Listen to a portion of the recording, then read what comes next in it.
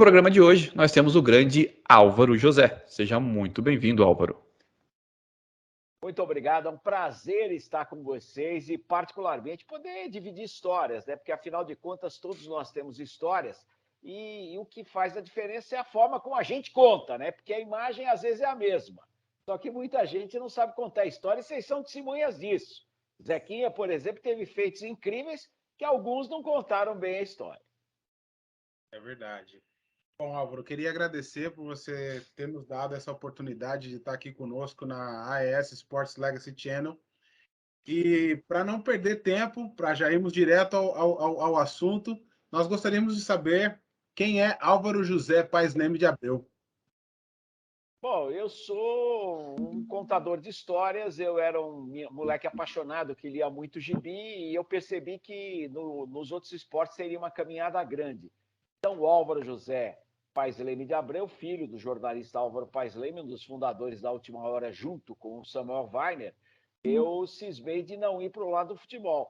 Lembrando que papai, quando era vivo e tudo mais, ele viveu os anos de ouro do futebol brasileiro, né? Simplesmente quando a seleção brasileira tinha Pelé e Garrincha. Mas do outro lado, imagina só, tinha Ademar Ferreira da Silva no salto triplo, no atletismo, tinha Maria Esther Bueno no tênis, tinha Éder Joffre, o galo de ouro, e na verdade, pouco depois saiu o Emerson Fittipaldi. Então, dá para perceber que no país do futebol era muito difícil aparecer. Então, eu tentei ser, digamos assim, um transmissor dos feitos dos grandes atletas brasileiros dos mais variados esportes, preferencialmente os olímpicos.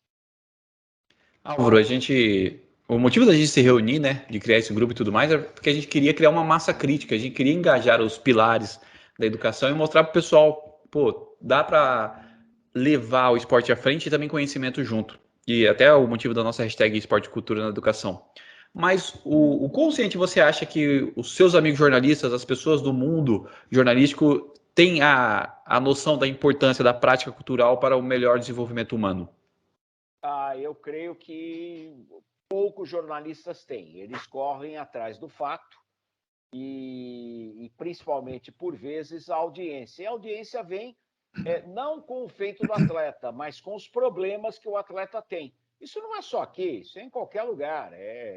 Reino Unido, por exemplo, o jornal The Sun, tanto no lado esportivo como no lado dos potãs, das novidades aí, acaba procurando coisas, fatos da nobreza, da família real britânica. Então, é uma coisa muito difícil e poucos querem unir exatamente o esporte e a educação. E quem fizer isso vai conseguir realmente trilhar um grande caminho, porque o esporte depende da educação e a divulgação do esporte pode ser muito bem alicerçada com isso. Queira ou não, todos os anos temos inúmeros alunos aí entrando nas faculdades e tem um detalhe, ávidos por aprender. E não é aquela cultura televisiva, a cultura da mídia tradicional que vai propiciar isso. Bom, Álvaro, é um grande prazer, assim, na condição de fã, tê-lo aqui conosco, Obrigado. dividindo essa bancada, porque você faz parte da história de muita gente, principalmente quem está no meio do esporte. Então, assim, é sempre uma grande satisfação.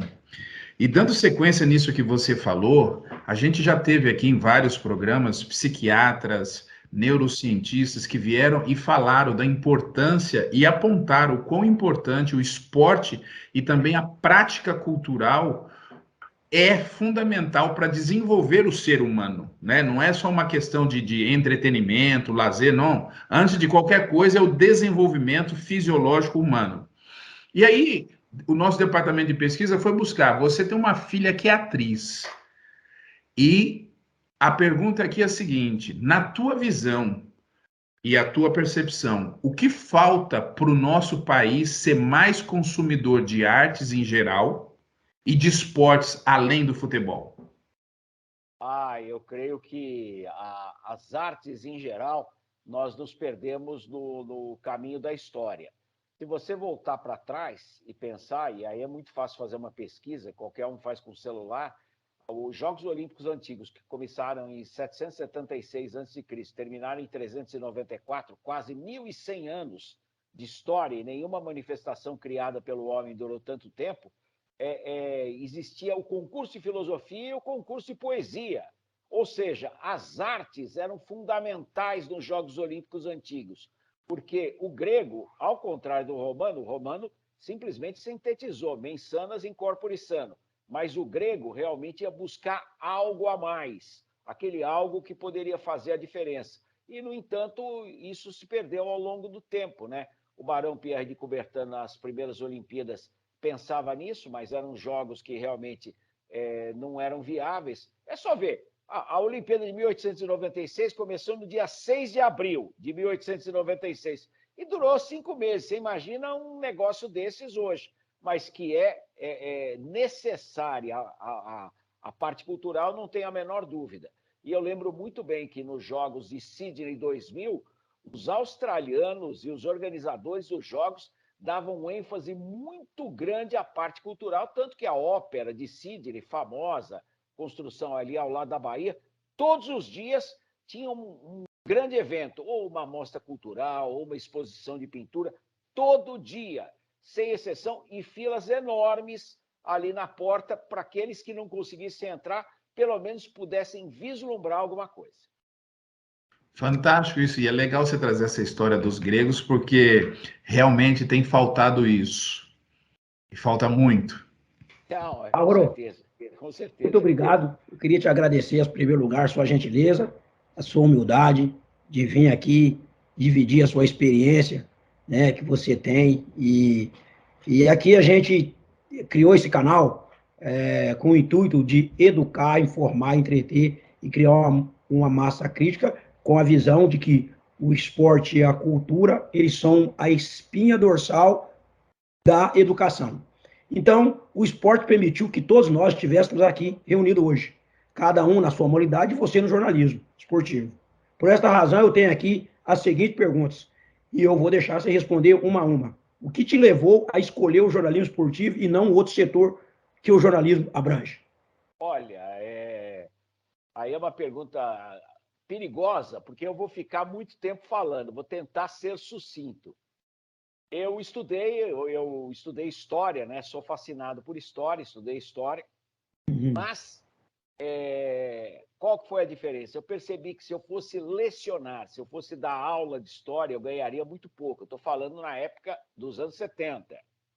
Então, eu tinha 18 anos em 1974, então realmente as minhas possibilidades como professor seriam muito pequenas e os principais colégios e faculdades estavam com as cadeiras ocupadas. Acontece que em 73 eu comecei a fazer não um estágio na Bandeirantes, mas comecei a trabalhar como auxiliar de escritório.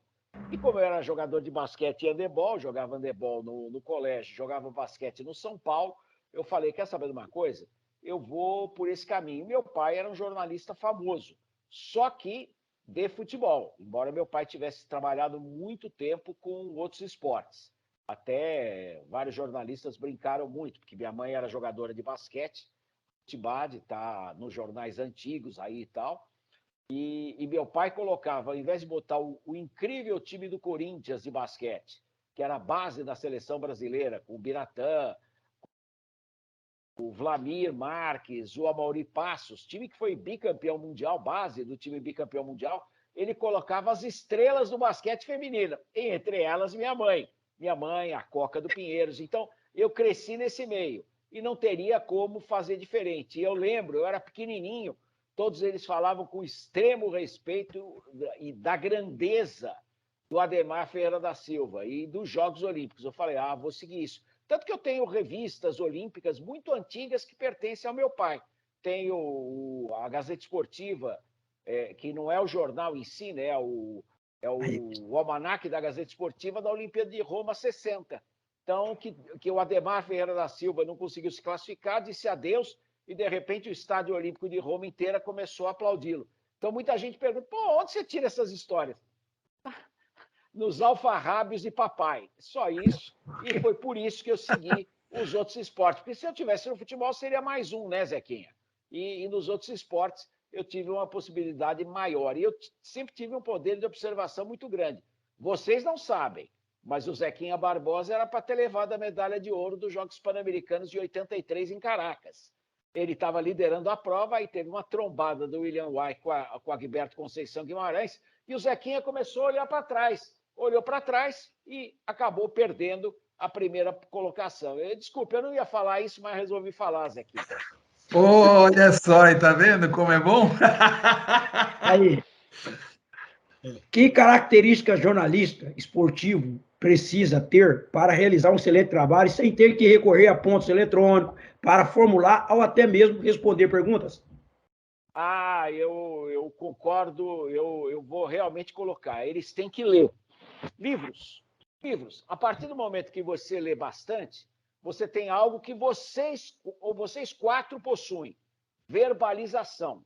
O pensamento humano, ele não saiu do texto. Então, Platão, Sócrates, Aristóteles, eles verbalizavam. Então, você só vai conseguir verbalizar se ler. O pessoal lê muito pouco e fica fazendo pesquisa no celular. Aí realmente fica complicado, fica difícil. Se o jornalista hoje, ou qualquer outra profissão, o sujeito quiser ter um desenvolvimento vocal muito melhor, tem que ler. É a mesma coisa que treino. Eu, por exemplo, eu sou um senhor idoso, 65 anos. Eu sou obrigado, de manhã, além de fazer o alongamento necessário e tal, para não sentir dor nas costas e tudo mais, pendurar no espaldar lá embaixo do prédio, primeira coisa que eu faço, para soltar a voz, porque felizmente eu consegui manter minha voz jovem. E a mesma coisa, a leitura você tem que ler, nem que seja trechos de um livro, 1 hora por dia. Aí você vai ter a verbalização. Isso seria fundamental para os jovens jornalistas que estão ingressando na profissão e para os velhos que perderam também o fio da meada. Uau, que aula! A aula nada. Sem sombra de dúvida, é uma aula. Obrigado. Álvaro, o que eu posso falar, né? Que na condição de fã, você com certeza foi uma pessoa que marcou a minha infância, pois, assim como você comentou, o que me marca muito é como você narrava e como você retratava as provas olímpicas. E agora mesmo você comentou que você conseguiu manter a tua voz jovem, e realmente a tua voz é uma voz marcante. Sempre quando ouço alguma história relacionada a esporte, é o teu nome que vem à mente. Mas vamos lá. Com toda a tua experiência de ter coberto 11 Olimpíadas, 5 Copas do Mundo e 4 Jogos Olímpicos de Inverno, se o esporte, assim como a cultura, estivesse inserido na escola, como ele é aqui nos Estados Unidos, na Rússia, Cuba, Japão, quantos atletas de ponta você acredita que o Brasil revelaria por ano? Olha, eu já fui para Cuba algumas vezes, creio que o Zequinha já foi, não sei se vocês foram, mas você fica assustado, porque você vai numa escola de esportes em Cuba, é o pior que qualquer grupo escolar aqui. Mas você vê 3 técnicos muito competentes, você vê os pratinhos de comida ali, pouca comida, é verdade, e o pessoal treinando e aprendendo. Esse é o foco. E lendo, estudando muito. Então, pouco importa qual seja a universidade, você vai colocando universidades aí, vai falar dos Estados Unidos, qualquer universidade americana dessas 1000 que tem corpo docente competente. Claro que pode não ser Harvard, Yale, o Stanford, mas Cambridge, mas de qualquer maneira, você tem realmente um nível. No Reino Unido, Oxford e Cambridge. E você tem em Moscou a Universidade Paulo Lumumba, que se preocupava muito com a preparação da mente de jovens atletas que estavam lá e dos jovens estagiários. Então, se você não tem uma cultura ampla, fica muito difícil caminhar. E eu percebo aí que os jovens, não só o jornalista, mas os jovens não têm interesse em ler, não têm interesse em aprender mais. E, na verdade, é meio caso daquele desenho antigo dos Jacksons, né? Parece que todas as respostas estão aqui. E, na verdade, elas não estão, né? Porque a gente não pode viver uma vida virtual. Nossa vida é real. Tivemos uma pandemia, mas a vida é real. Então, eu acho que falta leitura e, principalmente, eu acho que há uma falta de interesse. Porque se você pesquisar, você chega lá. Hoje é muito fácil pesquisar para chegar lá. E eu percebo que muita gente não pesquisa. No final, os jornalistas que se dão melhor são aqueles que pesquisam. E isso vale para o ser humano também. E só para deixar um detalhe aqui para você, O Adriano, que está aqui falando conosco, foi o primeiro brasileiro a participar de uma liga de beisebol em Havana. Em La Habana, foi um Não, e não só em pelotero. Havana, né? Foi um pelotero. Peloteiro. É, E o foi primeiro isso lá. negro brasileiro a assinar um contrato profissional com um time da Major League Baseball. É espetacular, espetacular, espetacular. E é bem curioso, né? Porque enquanto que aqui no Brasil você não tem uma pesquisa mais profunda de raízes e de reivindicação, você tem nos Estados Unidos, por exemplo, um caminho totalmente diferente, né? Muitos pensam, não, o Abraham Lincoln resolveu ser o pai do abolicionismo e resolveu tudo. Não, ele tinha um gênio perto dele que era negro, que é o Frederick Douglass, que vocês conhecem, que acabou impulsionando toda essa campanha. E mais, muita gente das televisões aqui, evidentemente que vocês sabem, muita gente das televisões aqui, todos os canais, pode falar qualquer um, inclusive o super canal que estreou dos Estados Unidos aqui, a CNN. O que aconteceu? Quando houve a morte do George Floyd, o que a gente percebeu foi que quase todos os manifestantes de Washington, e imediatamente o aparato policial cercou ali, era o monumento de Abraham Lincoln, porque foi Abraham Lincoln que acabou fazendo com que nós tivéssemos na sua reeleição, tivéssemos a Guerra da Secessão, mas que houvesse a luta pela libertação dos escravos, eles sabendo que o homem não poderia viver daquele jeito, né? Seria algo impossível. E eu fiquei boquiaberto, porque eu falei, peraí, essa cultura dos jornalistas aqui, eles não sabem o porquê de todos esses manifestantes estarem indo ao monumento de Abraham Lincoln. Aí, realmente, eu dei mão à palmatória e falei, já tinham me falado que o jornalismo estava mais pobre, mas realmente está muito mais do que eu pensava. E, Álvaro, pegando um gancho nessa pergunta do Adriano, né? Indo mais para o lado esportivo, você já narrou muitas coisas, né? Você já viu muitas coisas, mas você já se viu naquele lugar como atleta? Você já se imaginou o Álvaro não narrador, não jornalista, mas sim o Álvaro atleta? E se fosse atleta, que prova seria? Ou modalidade? O pior é o seguinte, eu fui o judoca razoável com o Takashi Ono no Brooklyn, que disputou os Jogos Olímpicos de 64 em Roma. Era o professor e ele teve que lutar para ir, pagar passagem e tal, porque 1964 vocês imaginam o que era. Fui um jogador médio de basquete do São Paulo Futebol Clube. Não precisa falar o resto.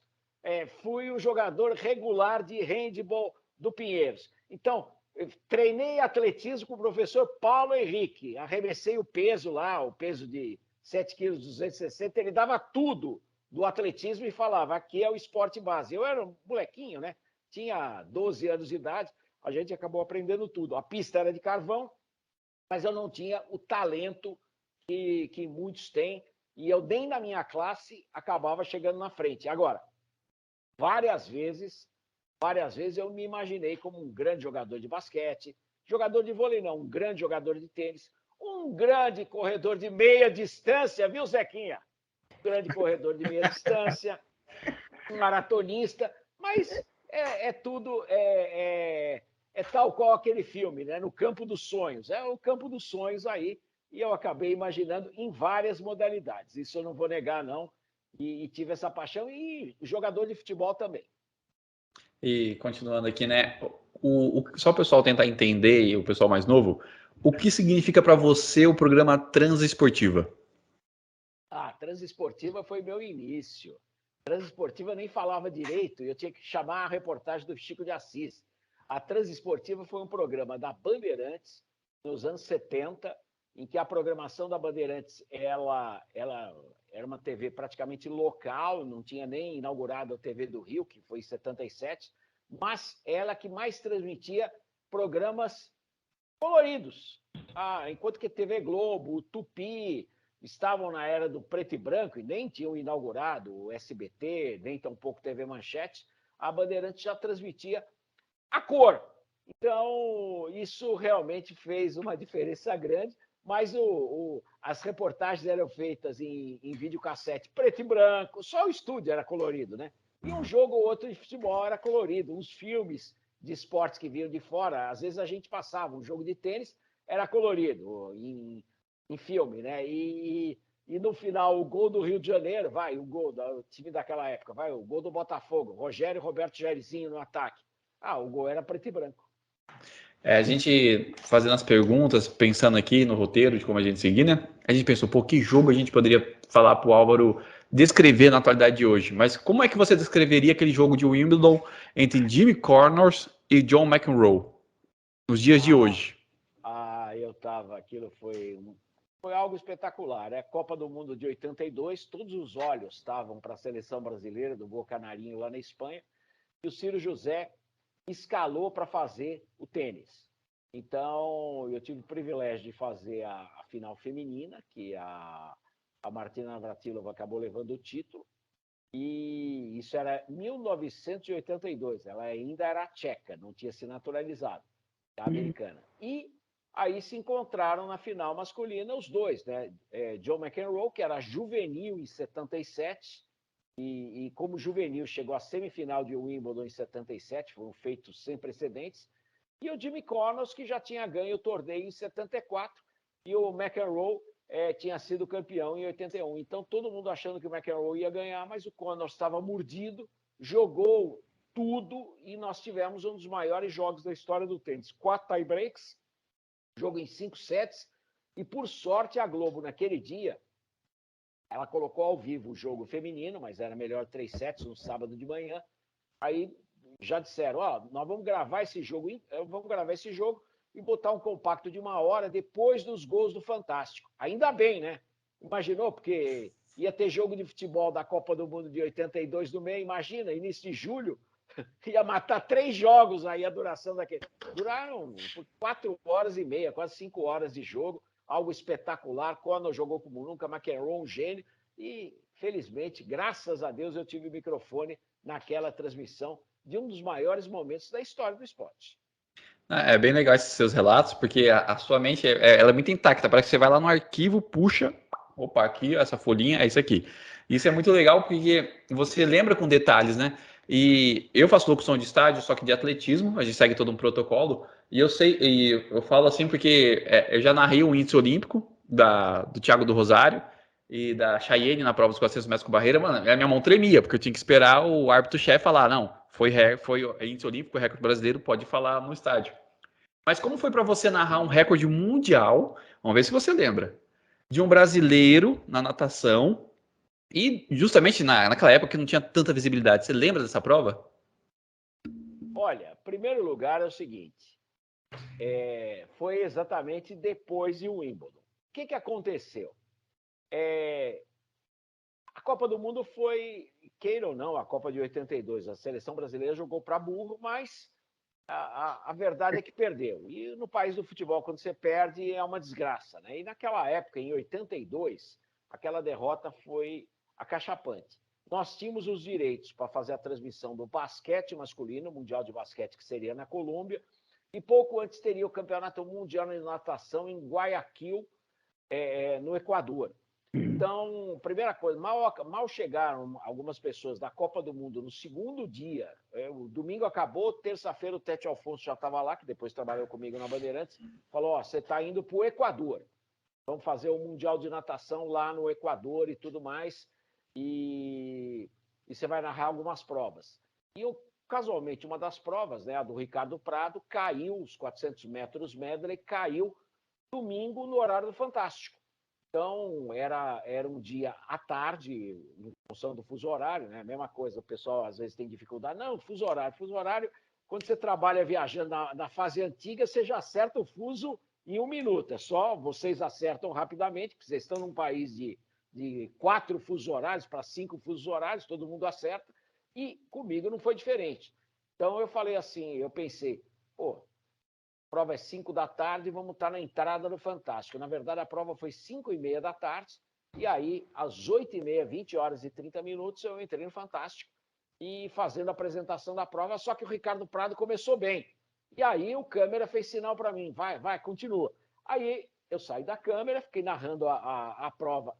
Detalhe, na beira da piscina. Imagina se fosse hoje. eu teria sido expulso de lá. Mas narrei até que o Ricardo Prado venceu, fez 4 minutos, 19 segundos, 78 centésimos, quebrou o recorde mundial, que era do Jesse Vassalo, imposto lá em Porto Rico, 79, nos Jogos Pan-Americanos. Ele era porto-riquenho, mas representava os Estados Unidos, sempre teve isso, né? Ora podiam jogar, participar pelos Estados Unidos, ora não, e eu dava a explicação, né? Porque Porto Rico é um Estado livre associado que foi anexado durante a Guerra Hispano-Americana no final do século XIX. Então, exatamente por isso. Porto Rico já tinha uma representação no Comitê Olímpico Internacional, então o atleta porto-riquenho tinha opção. Então, o Pradinho acabou quebrando o recorde mundial e isso bagunçou a cabeça de todo mundo, porque já colocaram ele como principal favorito, candidato à medalha de ouro nos Jogos Olímpicos de Los Angeles, e a gente sabe que não é bem assim, né? A pressão faz uma diferença grande. Faz. E é interessante, né? Você falando tudo isso, você estudou história, você foi para o jornalismo, procurou um caminho diferente, já deu aqui as dicas do que precisa para se ser um bom jornalista e fazendo um excelente trabalho. Então a gente queria saber de você aqui, porque você, sendo quem você é, você teve o seu entorno pessoas fantásticas. Então a gente queria saber como foi a tua experiência de trabalhar primeiro com o Luciano do Vale. Espetacular. Luciano do Vale, eu trabalhei com ele nas 3 emissoras, né? Na Globo, na Record e na Bandeirantes. Na Record, inclusive, quando eu fui para lá, em 2004, o Luciano estava lá ainda e não havia feito a sua volta para Bandeirantes. Mas ele não fez com a Record o Pan-Americano 2007, ele fez pela Bandeirantes. Eu trabalhei com o Luciano realmente na Globo, no meu início da Globo em 82, foi algo espetacular. O Luciano chegou, me abraçou, me beijou e falou: estava querendo há muito tempo trabalhar com você, o Ciro demorou para te trazer para cá. E eu falei: não, Luciano, pode ficar tranquilo e tal. Não. Ele falou: não, você não é repórter, você é repórter e comentarista. Nos jogos de basquete, tornei governador do estado que lotava o ginásio do Ibirapuera. Ele falou: não, você faz tudo aqui, pode ficar à vontade, marca os pontos, faz o que você fazia lá na Bandeirantes com o Galvão naquela época anterior estava na Bandeirantes, faz o que você faz e fica tranquilo. Aí foi meu começo com o Luciano e depois criamos uma amizade tremenda, viajamos todos os continentes e nós defendíamos aí a transmissão do basquete feminino, né? Porque se dependesse dos canais de televisão, pô, mas vocês compraram o pré-olímpico de basquete feminino, tinha que só comprar o masculino. Os dirigentes de televisão falavam isso. O Luciano, não, vamos mostrar o feminino também. E foi assim, o Luciano teve grande visão. A gente já tinha feito a NBA com um ano de defasagem nos jogos. Quando o Luciano chegou na Bandeirantes, vocês começaram com a NBA, mas a NBA vai começar agora comigo. Nós vamos fazer os jogos ao vivo. Eu falei: Luciano, preço satélite. Eu tenho a Look Corporation em Miami, nós vamos fazer por lá.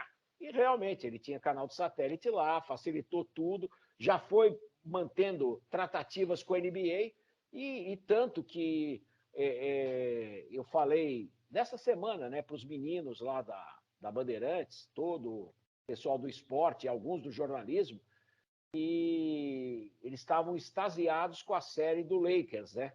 Ascensão do Lakers, que passa na HBO Max e também na HBO.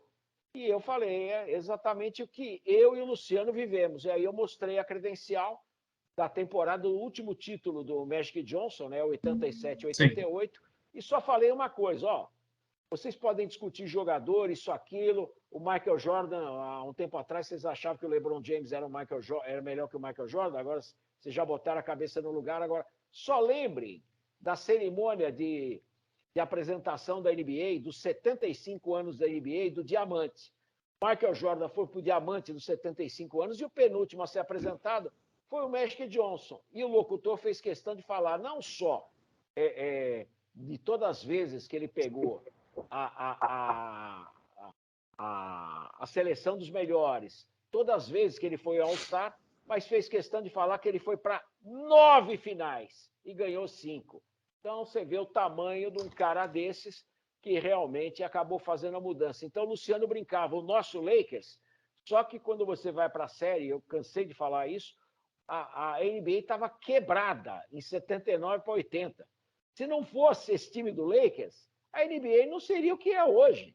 Então, e chegando à globalização das transmissões. Tanto que a final de 87 e 88, aquela credencial que eu tenho, só 12 televisões de todo o mundo transmitiram. Então, Espanha, o comentarista da Espanha era o técnico da seleção, Antônio Dias Miguel.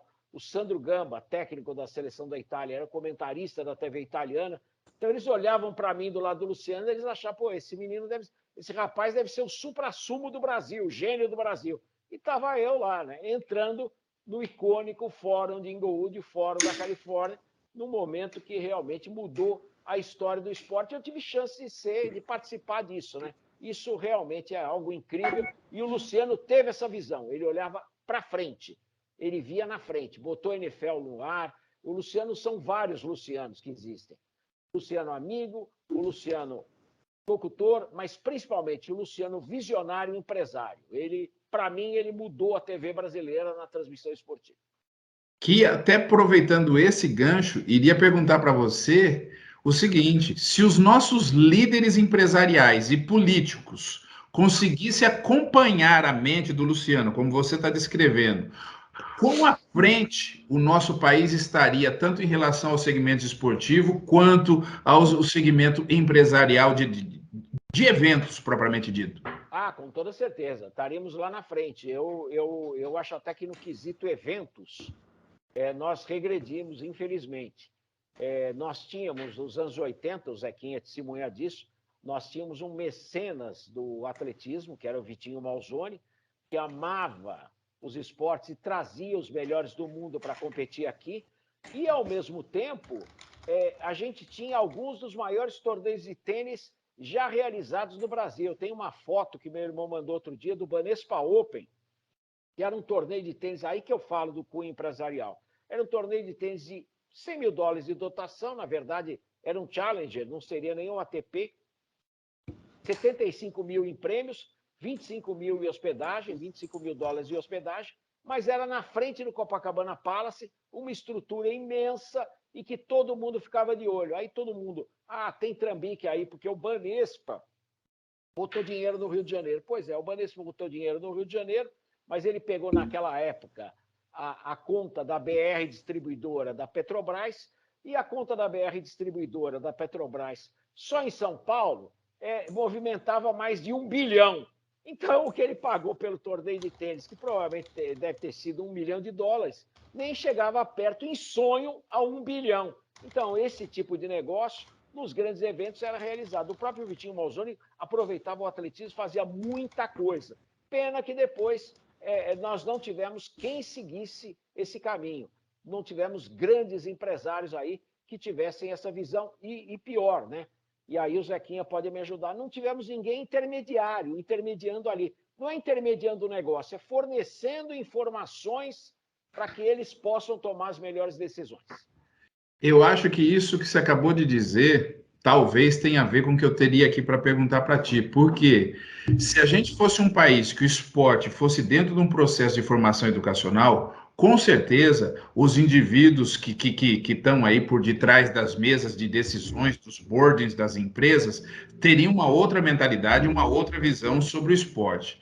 Agora, para você acha que essa dificuldade de adaptação que os atletas brasileiros sofrem fora, sejam eles no futebol ou até mesmo em outros esportes, e até alguns que tentam alçar alguma coisa em outros negócios, se eles fossem mais bem preparados educacionalmente, a gente teria mais gente no exterior fazendo um excelente trabalho? Sem dúvida alguma, sem dúvida alguma. Eu acho que o trabalho inicial teria que ser na escola e com assessorias específicas. E muita gente às vezes me pergunta, não, mas como é que é uma empresa? Porque como é que é o agente que cuida do jogador? Eu falei, você já assistiu aquele filme do Tom Cruise, Jerry Maguire? É aquilo. Só que aquela empresa é a IMG de Cleveland. Imagina o tamanho da IMG em Los Angeles ou Nova York. Imagina, pensa no tamanho que ela tem. Porque é ali em Cleveland. Não vou falar, de repente, vocês acham que Cleveland é o máximo, mas digamos ali, ali numa esquina sem ter nada a ver, uma agência que é enorme. Então, você vê que os processos dos negócios de esporte, do marketing esportivo, são muito mais desenvolvidos aí do que em qualquer lugar do mundo. A Europa não tem. A Europa é um agente que tem um agente, um advogado e 3 assessores, fazem negócio de milhões, às vezes bilhões. E você, no entanto, nos Estados Unidos, você tem a grande empresa que segue os moldes de uma grande empresa, de uma grande agência de publicidade. Então, você tem realmente o caminho aí. E se o atleta tem uma deficiência, quando, não, vamos fazer um media kit com ele e tal, tudo mais, vamos fazer um media training. Na verdade, eles mesmos acabam dando livros, fazendo com que ele tenha interesse em ler. Isso aconteceu com vários meninos que jogavam basquete, que entraram nas grandes agências e acabaram abrindo as mentes. Porque se você não ler, você não vai abrir a mente. Vai ser muito difícil. Bom, foi bom você tocar, você falou de Cleveland, mas não conta. Lá tem o Cleveland Indians, tem o Cleveland Cavaliers, tem o Cleveland Brown, tem o Cincinnati Bengals, é tudo no ar. Então, o estado de Ohio é um estado que aqui, industrialmente falando, ele tem dinheiro. Nós sabemos disso. Cleveland é uma coisa. Cincinnati, eu fui no torneio de tênis Cincinnati, é espetacular. É espetacular. Mas é o estado do Ohio. Você olha para o estado de Ohio, né? Ele tem todos os times profissionais que frequentam a Liga Americana aqui do esporte. É impressionante isso. Se olhar para o estado daqui. Até porque agora eu vou para a história, né? Até porque os Estados Unidos também deram sorte, né? Porque muitos gênios do empreendedorismo nasceram entre 1825 e 1835. Um deles que fez a diferença em Ohio e também na Pensilvânia, e depois se mudou para Nova York, o Andrew Carnegie, né? Que é o magnata do aço. Ele que acabou fazendo o desenvolvimento de toda aquela região e propiciava aí das usinas de aço dele os trilhos das estradas de ferro do Cornelius Vanderbilt, que levavam o petróleo do John Rockefeller. O petróleo do Rockefeller. Quer dizer, aí o mundo foi. Agora, o grande trambiqueiro da história era o Vanderbilt, né? Não, o Vanderbilt, antes de estourar a Guerra da Secessão, vendeu todos os barcos que ele singrava o rio Mississippi, guardou o dinheiro, acabou a Guerra da Secessão, investiu tudo em ferrovia. Maior oportunismo que esse, eu nunca vi. Até porque foi um cara que, segundo a Wikipedia, aí, tem 144 bilhões de dólares em 1877. Dinheiro de hoje sei lá, nós estamos falando de trilhão, né? Trilhão, mas trilhão. Ele está no hall das pessoas mais ricas do mundo que já viveu, né? Ele está nesse hall aí. Sim, exato. Bom, Álvaro José, eu em 1978 eu fiz uma camisa, e essa camisa tem como objetivo falar da queimada, da destruição da Amazônia. Eu botei Amazônia, escrevi em verde ama, depois Zônia, e na época lá, grandes atletas como Carl Lewis, todos nós, existia um protesto nesse sentido. Infelizmente, o atletismo era pequeno, a televisão não dá muita atenção, mas quando eu vejo hoje aí alguns grandes jogadores falar da Amazônia, que tem que proteger o meio ambiente, eu falei lá em 88, a diferença é que você é o Cristiano Ronaldo, o outro é não sei o quê, e eu sou apenas o Zequinha Barbosa de um esporte pequeno, mas eu fiz isso. A razão que eu estou fazendo isso é porque é o seguinte, aqui nos Estados Unidos, tivemos vários exemplos de atletas engajados em questões sociopolíticas, como o Muhammad Ali, o Kareem Abdul-Jabbar, o Julian Erving, o Dr. J. Então, a pergunta que eu tenho para você, 2 perguntinhas de novo. A primeira é, em tua visão e percepção, o que falta para termos esse tipo de atitude no nosso país? Eu acho que a cultura tem que crescer. Eu estou vendo alguns atores negros realmente se posicionando muito bem aqui no Brasil com relação ao que eles esperam do futuro, ao que eles querem. Algo que é comum nos Estados Unidos, né? Porque eu até coloco, eu estudei depois, né? Eu passei pelo ano, mas na minha visão, o ano de 1968 ainda não acabou. Não acabou a Primavera de Praga, não acabou o Levante de Budapeste, tanta coisa aí não acabou. Não vou nem falar do assassinato de Martin Luther King ou do Bob Kennedy, mas a postura, né? Primeiro o Julius Erving, que você citou, que eu sou um grande fã do Dr. J, que teve gente na minha transmissão uma vez uma repórter que morava nos Estados Unidos falou: "Tá aí o Dr. J, o médico do Magic Johnson". Eu tive que aguentar isso. Luciano Vale botou a mão na cabeça e segue o baile, segue o baile. E Dr. J resolveu nem aceitar um convite para a seleção americana que iria em 67 para os Jogos Pan-Americanos de Winnipeg. Para mim, o maior momento, né? O Lew Alcindor, Kareem Abdul-Jabbar, 3 títulos pela UCLA, um dos gigantes do John Wooden, que é um dos maiores exemplos de liderança de qualquer equipe, de qualquer esporte do mundo. O Lew Alcindor / Kareem Abdul-Jabbar falou: não, eu não vou para Munique jogar, porque nós temos que resolver o problema racial dos Estados Unidos antes. Ali, ele se profissionalizou antes, não foi para Munique, e em 71, como profissional, no meio da temporada, ele mudou o nome, e ele venceu o título da NBA pelo Milwaukee Bucks. Então, só isso mostra a grandeza dele, o tamanho dele e a liderança. E, inclusive, já que você falou do Kareem Abdul-Jabbar, não vou nem falar do lado esportivo, mas ele, no momento que ele foi anunciado, nos 75 anos da NBA, foi um dos jogadores mais ovacionados. Foi aplaudido de pé por tudo aquilo que ele fez. Com certeza, com certeza. Bom, Jess Owens, Jack Robinson foram. Bill Ross ainda é o exemplo vivo de uma capacidade de resiliência indescritível. O que falta para termos mais atleta com esta habilidade no nosso país?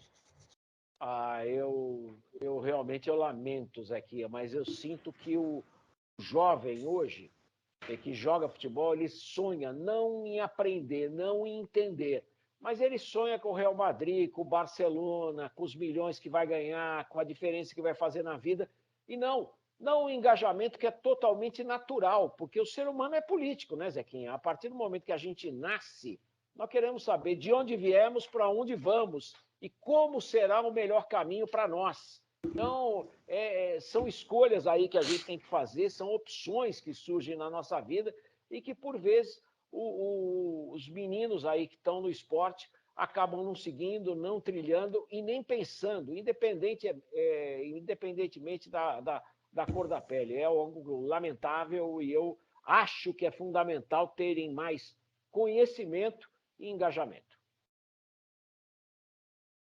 Poxa vida. Tanta coisa, tanta história, você traz tanta coisa que a cabeça da gente vai longe. Mas vamos lá. O nosso departamento de pesquisa, a gente acabou encontrando em um ranking internacional, essa pesquisa que esse grupo fez mostra que o nosso futebol ele perde feio para outras modalidades esportivas na questão econômica. E eu queria fazer 3 perguntinhas para você. Vamos ver se você consegue aqui esclarecer essas dúvidas.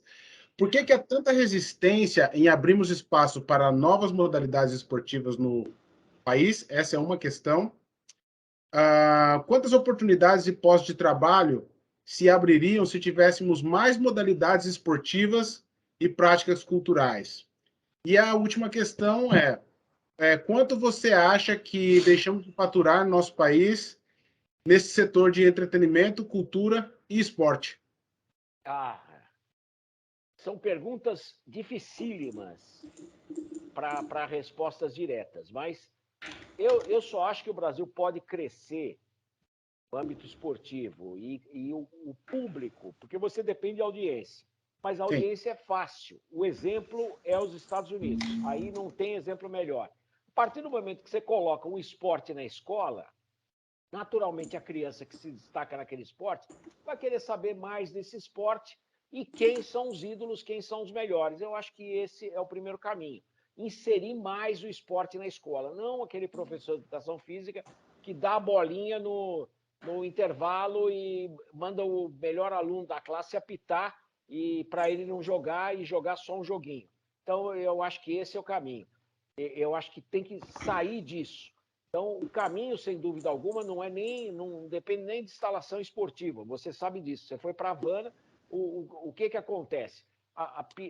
Aquelas escolas que realmente são precárias mas tem treinadores. Nós precisamos de professores capacitados para conseguir inserir esses meninos atletas não só na sociedade, mas no esporte. Aí nós vamos ter uma diferença grande. E aproveitando, é claro, para crescer a massa crítica, crescer o bolo, um caça ao talento, né? Um projeto caça ao talento, que é a coisa mais fácil do mundo num país de dimensões continentais como o Brasil, né? Porque, enquanto que você fala, porque o Brasil perdeu para a Grã-Bretanha, quantos habitantes tem, o que tem, o Brasil tem realmente que correr atrás de Estados Unidos, da China, da Alemanha tem muito menos habitantes, mas tem um trabalho já que vem de gerações, e Rússia, né? Essa é a situação, na minha opinião, pelo número de habitantes do Brasil. Porque, queira ou não, eu dou talvez um exemplo que eu vi, né? Que eu vivi, a Keila Costa saltadora. O Luciano do Vale viu o técnico da Keila Costa e ela saltando na beira de um córrego poluído lá nos arredores de Recife, acho que em Jaboatão dos Guararapes. Quer dizer, você vê, o talento está lá, o talento existe. Precisa achar esse talento e trazer ele para uma estrutura melhor. Agora, o maior desenvolvimento do Brasil foi no paradesporto, né? Então, quando você vê o Centro Paralímpico Brasileiro, você fica assustado, porque os para-atletas estão com uma estrutura muito melhor do que os atletas. Agora, se você conseguir juntar núcleo norte e nordeste, outro núcleo, região, fazer núcleos em São Paulo, Bahia, que realmente tem pessoal muito alto, muito forte, e Rio de Janeiro, você a partir daí já consegue um desenvolvimento melhor. Mas eu não vejo, a melhor chance é inserir o esporte na escola. Inserindo o esporte na escola, o resultado virá, vai demorar uma geração. Faz parte, né? Ninguém vai viver para sempre, nós não vamos viver para sempre. O que importa é o começo. E sem sombra de dúvida, isso que você está falando é fantástico. Desculpa aí, Éder, assim, só colocando aqui, acrescentando ao que você trouxe, porque esse trabalho de difusão esportiva é o que vai ser a base de fomentação de um mercado. Porque todo mundo está pensando no mercado primeiro, sem fomentar a base. Ninguém constrói casa pelo telhado, não faz sentido. Eu acabei defendendo um projeto de conclusão de curso na faculdade, e eu falava que essa questão do esporte é mais ou menos como a história do marketing, né? Se você desperta o desejo, fica muito mais fácil para você divulgar. Então, se você tem uma modalidade esportiva que não é muito divulgada no país, dependendo da forma que você apresenta isso para as pessoas, ela pode se tornar a modalidade mais desejada. É tudo uma questão de como você introduz isso para a sociedade ou na escola, porque a criança ela tem o desejo de aprender, ela quer experimentar coisas novas. E o problema é que não existe essa oportunidade de experimentar coisas diferentes, sempre é o mesmo do mesmo. Não, eu lembro muito, nos anos 70, que o Emerson Fittipaldi ganhou uma corrida, ganhou o Grande Prêmio nos Estados Unidos, em 1970, em Watkins Glen. O Jochen Rindt era o melhor competidor da Lotus, o Rindt morreu e o Emerson ele conseguiu ganhar a corrida e a Lotus ganhou o Mundial de Construtores. Essa corrida, que foi depois da Copa do Mundo de 70, chamou demais atenção. Em 72, o Emerson foi campeão mundial. Você via nas ruas um monte de meninos correndo com carrinhos estilizados de rolemã. Então, não tinha o kart, não tinha nada, mas tinha um carrinho de rolemã. Então, você tem a conquista, você consegue realmente fomentar. Eu acho que o único caso que isso não foi possível, o voleibol está aí, realmente. Hoje, você tem inúmeros talentos altos que poderiam jogar basquete, estão indo para o voleibol. E eu tenho que aguentar os jogadores de basquete falar, claro, eles vão para o voleibol porque o voleibol é mais fácil. O basquete é bem mais difícil. Eu escuto, olha, cada um na sua, eu não forço nenhuma situação, mas que realmente chama atenção, chama. Mas com relação a isso, você tem o único momento que eu acho que o Brasil não aproveitou foi o caso do Guga, né? O Sim. próprio boxe com o Popó, você vai para a Bahia, peraí, quantas medalhas de ouro do pugilismo olímpico vem da Bahia? É tudo da Bahia.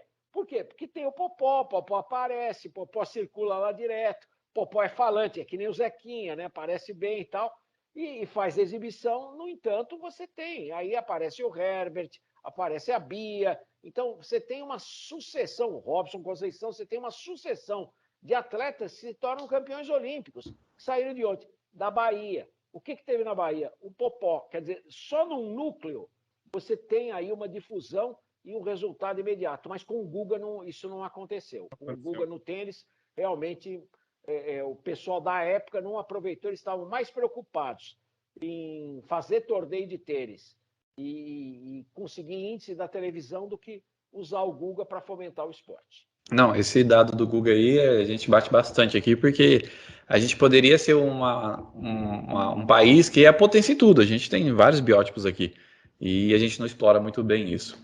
E, infelizmente, também, voltando à questão da educação, a gente tem alguns dados muito negativos sobre o nosso país, né? A gente comenta em outros programas que a gente fez, que a gente se diz, né, querer se tornar uma potência soberana, mas sabemos que isso se dará através da educação, a gente comenta muito isso.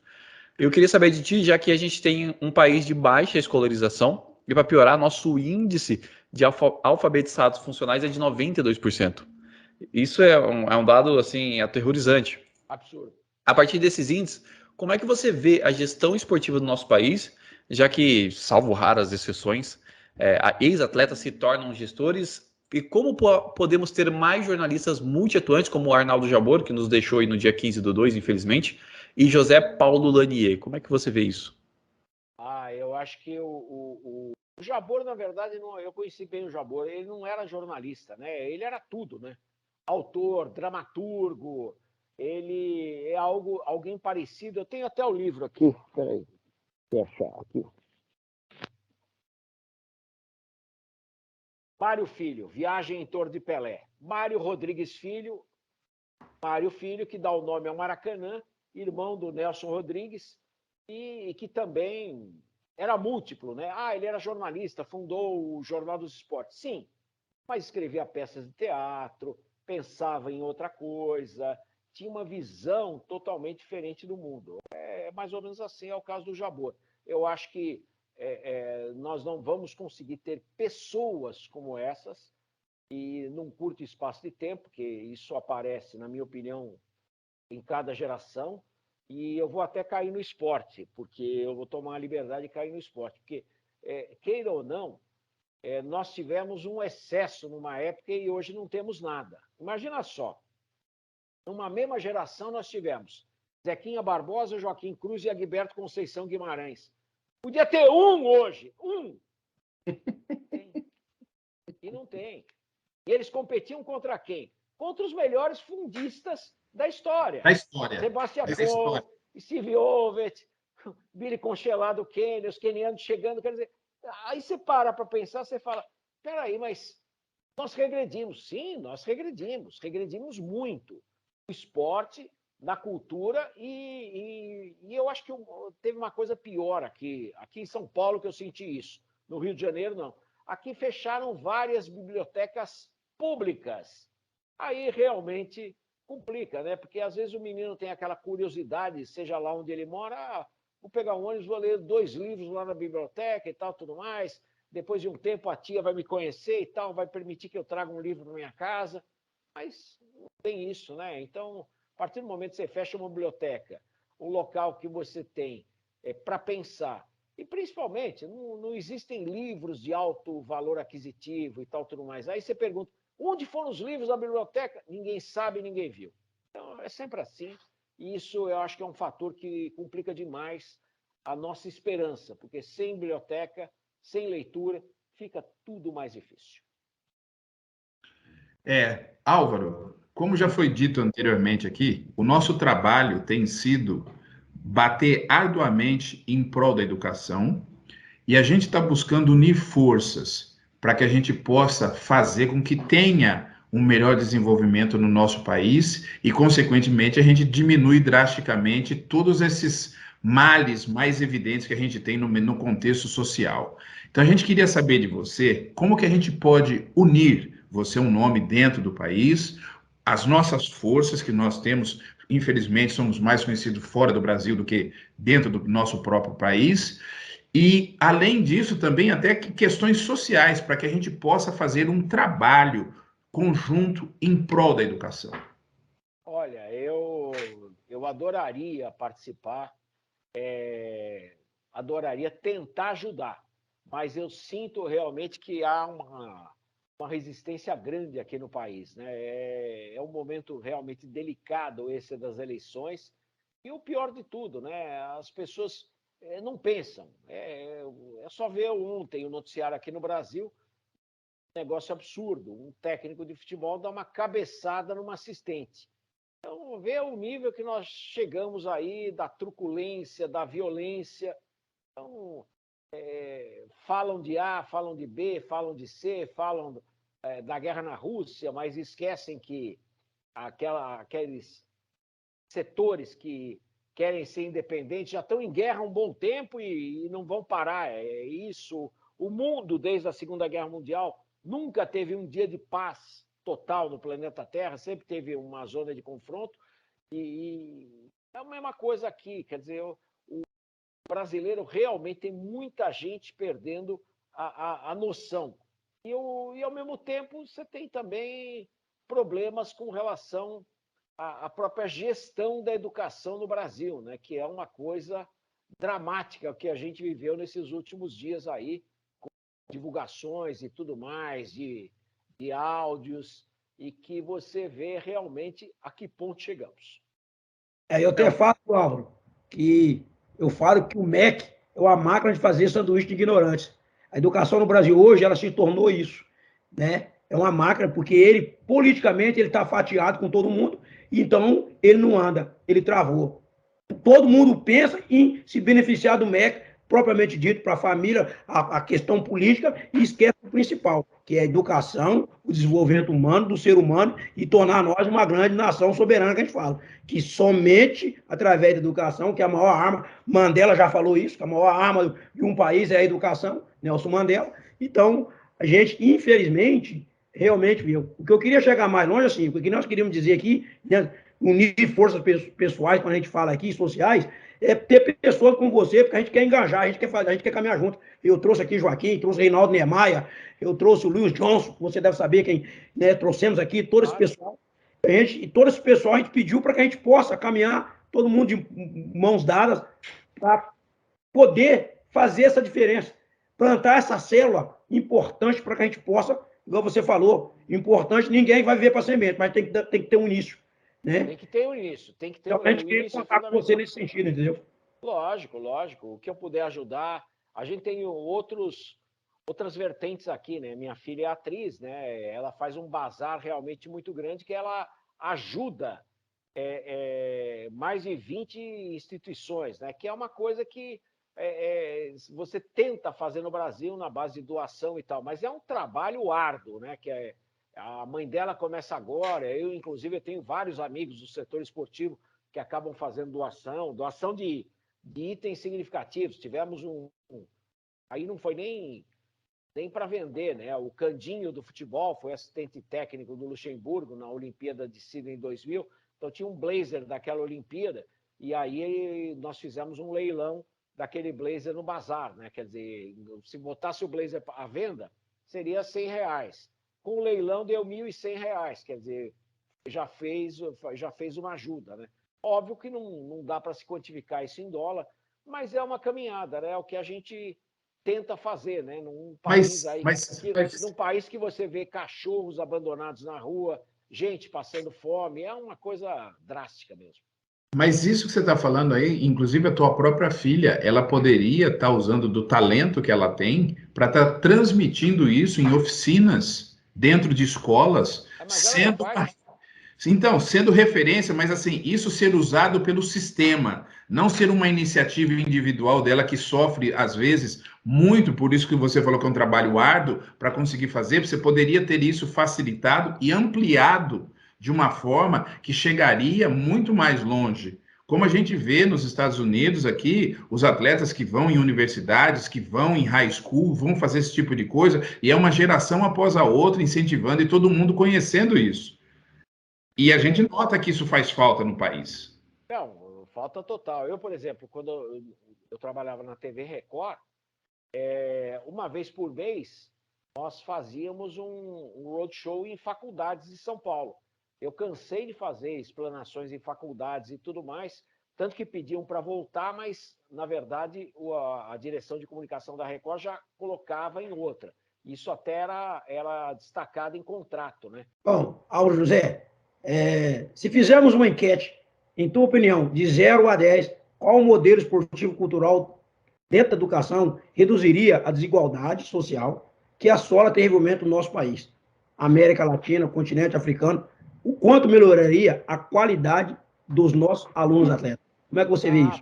Mas sem dúvida, sem dúvida. Eu diria até que seria rápido. Se fizesse essa implantação, como ele falou, no sistema, seria muito rápido aí. Você, usando o Ministério da Educação, seria extremamente rápido, mas, é claro, as escolas particulares e tudo que tem a sua caminhada à parte, você teria um resultado em curto espaço de tempo. Mas eu acho que na cultura você trabalharia em todas as vertentes, tanto na particular quanto na pública. Mas para você gerar grandes atletas, sem dúvida alguma, do mesmo modo que sai em todo lugar do mundo, o grande atleta vai sair da escola pública. É o menino que vai correr atrás do prato de comida, vai correr atrás da cenoura, vai fazer a diferença lá no futuro. Raros saem de berço esplêndido e têm a capacidade realmente de disputar em alto nível. Então, eu sou muito mais pelo lado da escola pública, que pode fazer uma grande diferença aí nessa caminhada, mas alavancada, né? Com apoio governamental. Sem apoio fica muito difícil. Obrigado. Poxa, Álvaro, o que dizer, né, de tudo isso que a gente pôde discutir aqui?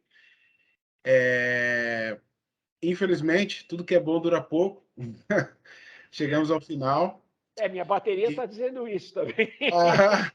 Não. E por gentileza, eu gostaria que você deixasse suas considerações finais, pois sabemos que será um bom recado aí para os jovens que estão buscando uma atividade profissional, estão tentando trilhar um caminho no Brasil. A gente sabe quanto isso é difícil. Então, gostaríamos aí que você deixasse as suas considerações.